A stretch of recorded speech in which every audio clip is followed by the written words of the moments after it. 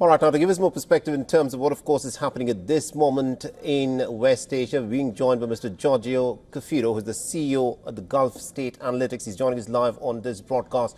Mr. Cafiro, let me in fact start off by asking you this. On the 23rd of October, the Israeli Defense Minister Yoav Gallant, while speaking with his soldiers at one of the Israeli military bases, said that when Israel will carry out its attack on Iran, the world will witness the might of the Israeli nation. And now Israel has carried out this attack, but this, by a lot of people, has been described as a sort of a face saver of an attack.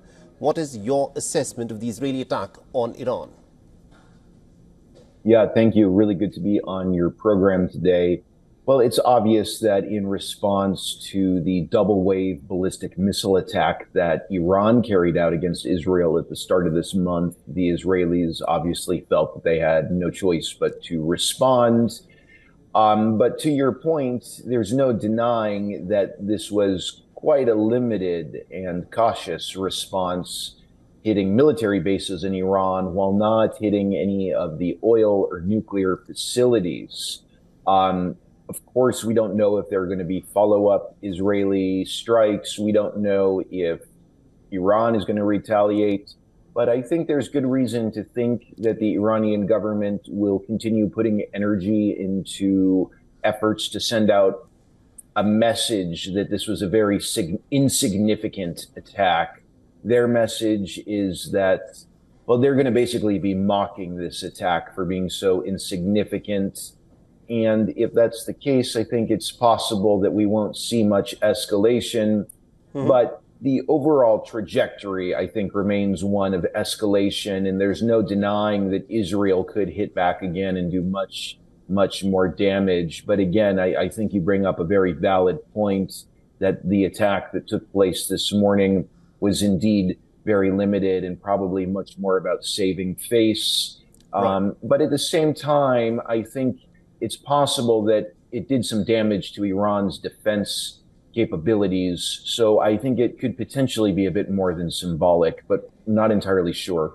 All right, we'll talk a bit more about, the options that Israel perhaps may want to exercise in the future. But at the moment, according to reports that have come, more than 100 Israeli fighter jets were reportedly involved in this operation.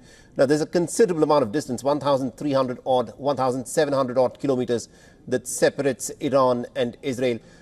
Which of these nations in between Israel and Iran do you think would have allowed the Israelis to use their air space to carry out these attacks on Iran? My understanding is that Jordanian and Iraqi airspace was used. That is certainly not to say that either of those governments consented to that. We're still trying to figure out all the facts here. I'm not exactly sure what all the details are with respect to the airspace that was used and the knowledge that Arab officials had in advance of this operation. But again, that's my understanding that it was Jordanian and Iraqi airspace. It is certainly significant that the GCC countries made it very clear that Israel would not be permitted to use their airspace. And then right after this operation took place, all 6 of the GCC members came out to condemn it with rather strong language. So obviously, the idea of the Gulf Arab states facilitating this attack is so far removed from the current reality. And also, looking ahead as to what could happen in the immediate future, you say that we are still on a trajectory of escalation. That is a reality that has not gone away. But going forward, do you expect the Israelis to try launch another direct attack on Iran as things stand at the moment?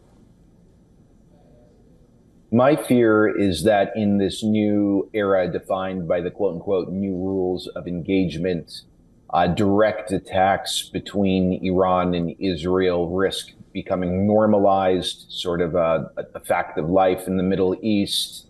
And therefore, I'm quite pessimistic, and I think it's probably just a matter of time until there's a resumption of these direct attacks between Iran and Israel. especially so if the conflicts in Gaza and Lebanon continue without ceasefire being implemented.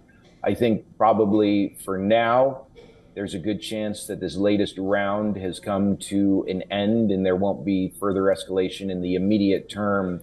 But like I said, we're in a period defined by these new rules of engagement. The stakes are higher, more unpredictability in the region, very, very dangerous set of circumstances. All right, we'll have to leave it there. Thank you very much indeed, Mr. Giorgio Kafiro, for joining us and getting us that perspective there. For all the latest news, download the WION app and subscribe to our YouTube channel.